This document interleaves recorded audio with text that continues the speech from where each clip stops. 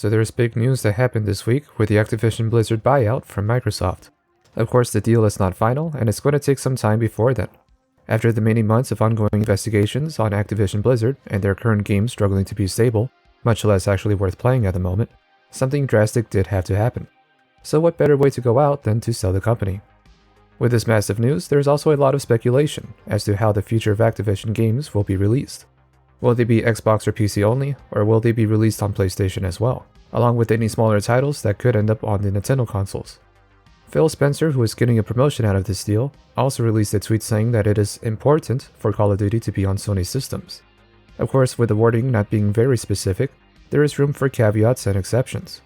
While it is an okay message, it still doesn't give us the concrete answer we all wanted to hear. As someone who browses Twitter daily during work, I just see non-stop tweets of people saying Call of Duty is going to be exclusive.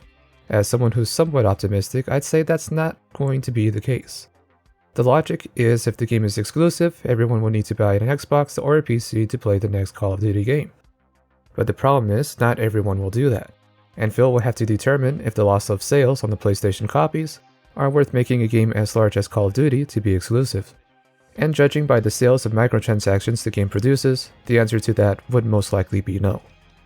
I have no doubt that some items or a special game mode will be exclusive to the Xbox PC version, if not a limited time exclusive, but nothing that would disrupt accessing the regular game and the regular game modes. With no doubt, making a game as large as Call of Duty completely exclusive would mean less sales for the game overall.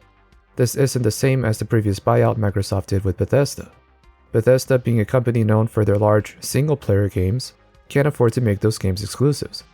When compared to the lineup of large development teams Sony has, Santa Monica, Naughty Dog, Insomniac, and Sucker Punch to name a few, Xbox having Bethesda suddenly doesn't seem all that bad. Then of course there are people who are crying monopoly over this Xbox Activision-Blizzard buyout. In my opinion, that doesn't hold a lot of water, since there's more than just two large companies that make video games, and the largest one being Tencent.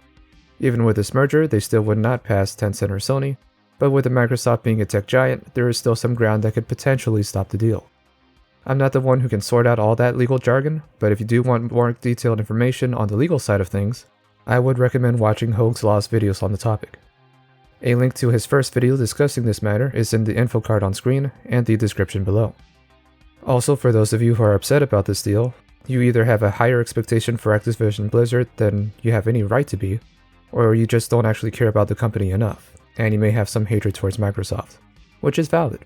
You can hate on any company you want, I'm not the one that will stop you on that.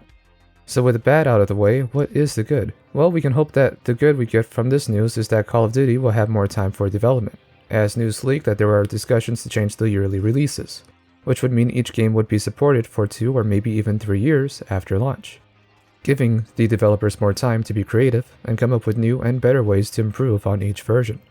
I've been asking for this for a long while now, as supporting a game for 10 months at full price just isn't enough time, and not usually worth my hard-earned money.